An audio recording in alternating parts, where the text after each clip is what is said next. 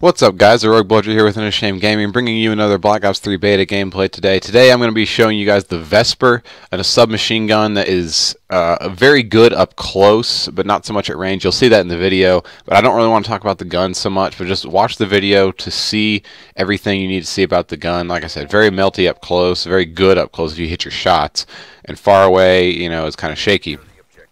But I got an interesting email this morning from Activision, because, you know, we're tight. I'm tight with Activision. And it was all the stuff that they changed as a result of the beta and as a result of the feedback received by players of the beta. And I myself gave feedback, so that's why I was sent this email. And I'm just going to tell you guys the things that they are changing from the beta before release, the notable ones anyway. First is Black Hat, the equipment that hacks kill streaks. Everybody said it was too powerful, which it was. And they have changed it to the speed. It says, with our new hacking mechanic scales the hacking speed based on how close you are to the target, and will require precise aim to hack score streaks in a reasonable time. Time to hack has been adjusted upwards across the board to make it more challenging to hack, especially at a higher end of rewards, so higher kill streaks and things like that. Hackers now also appear as a red dot on the mini-map for the duration of the hack, which, along with VO notifications, that's the guy saying, our machine is getting hacked, that a score streak is being hacked, provides players the ability to counter by hunting down the attacker. I think that's great. I think I don't like Black Hat at all, but if it's going to be in there, that's what needs to be done. Rejack, basically how they're changing Rejack is before it would not actually give you a kill for the first kill of the person, and it would allow players to kind of stack score streaks. But now they've changed it to where it does count as a kill and a death for that person. So when you kill them, you are automatically given a kill and they are given a death, so their score streaks do reset. Alright, after that, the flinch mechanisms during the beta, there was a thing where it would cause your hits to move more and more. It would like kind of stack and build proportional, so they've put a cap on how much you can flinch while ADS, and you still flinch, but it's within tighter constraints to keep you closer to your aim. There's now a red hit marker. The last kill of the life is a red hit marker, similar to, I guess, you know, Advanced Warfare. The marker will subtly grow in size with each subsequent hit, turning red upon dealing lethal damage as added reinforcement to confirm the kill. It's fine. I like the hit marker thing. They first implemented that in Ghost. I like that. Any downward or backward player movement could make grenade toss distances feel awkwardly short. This has been adjusted so that player velocity never negatively impacts grenade trajectory. We also tweaked grenade speed and distances. Players felt concussion and flashbang grenade types were very powerful. Both grenade types need to be in order to stay viable as equipment choices, but we reduced the concussion grenade stun time by 1 second and are now unlocking the tactical mask perk, which is the counter for both of those things, earlier at level 13.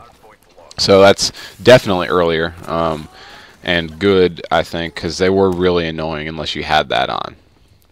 By popular request, we've added a time and hill stat for the scoreboard and leaderboards in the hardpoint game modes. So if you've never played hardpoint, it's like King of the Hill, and now there's a stat on the leaderboards for time spent in the hill. I think they have that in Halo for King of the Hill. I'm not sure, but I think they do, so I think that's a good thing. Just it shows who's really playing the objective. Players did not feel sufficiently rewarded for escorting the robot in Safeguard. Players now receive plus 25 score for every 3 seconds that they escort the robot towards the enemy base. I never played Safeguard, but sure, that sounds fine to me. I know that's the game where everybody got all their kills at. You'd see people post like 200 kill games, and they usually in Safeguard, I think. Players wanted additional details about how they were eliminated. The Killcam and Final Killcam now show what killed you, including weapons, score streaks, specialist weapons, equipment, etc., and what perks the player had equipped.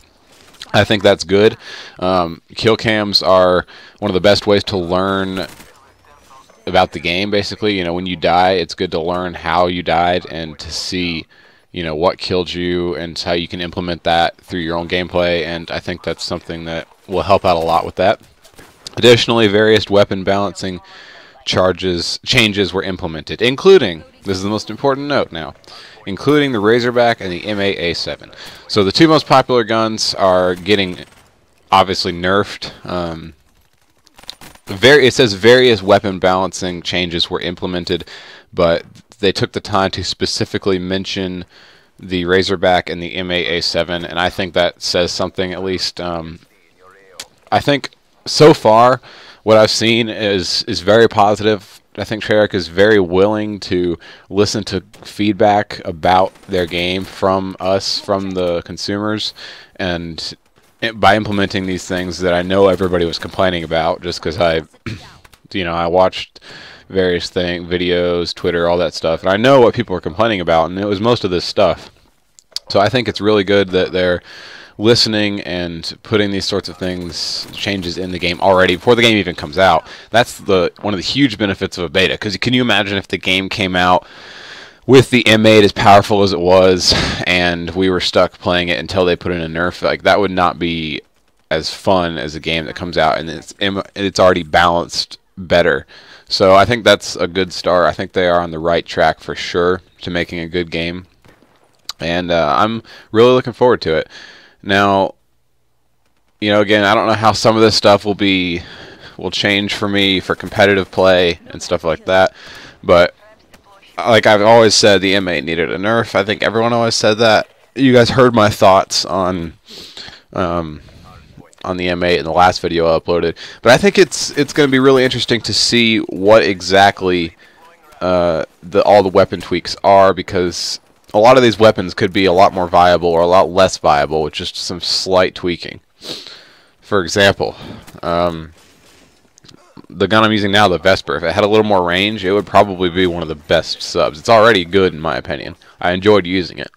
But if it had more range, it would be really good, just because of you've seen in this video how it can melt. Probably you've seen that anyway, up close. But at range, is where it's weaker, definitely.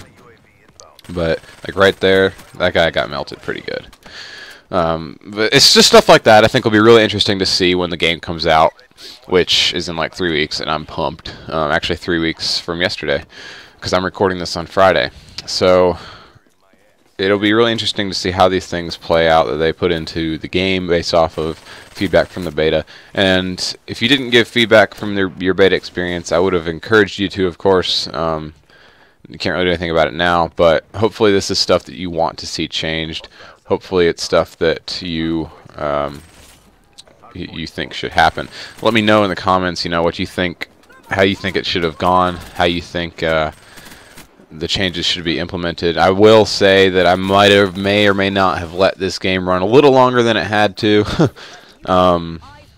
I got a little more concerned with getting kills rather than winning the game when I saw we were up by like 200 points. So, be that as it may, it was still a good gameplay. I hope you guys enjoyed it. Leave a like if you did. We always are interested in your thoughts, of course, so comments are great. A lot of new content coming to the channel soon. I finished The Last of Us last night. Now it's just a matter of getting the episodes broken up and edited, so that should be coming soon. But thank you guys for watching, and we will see you next time.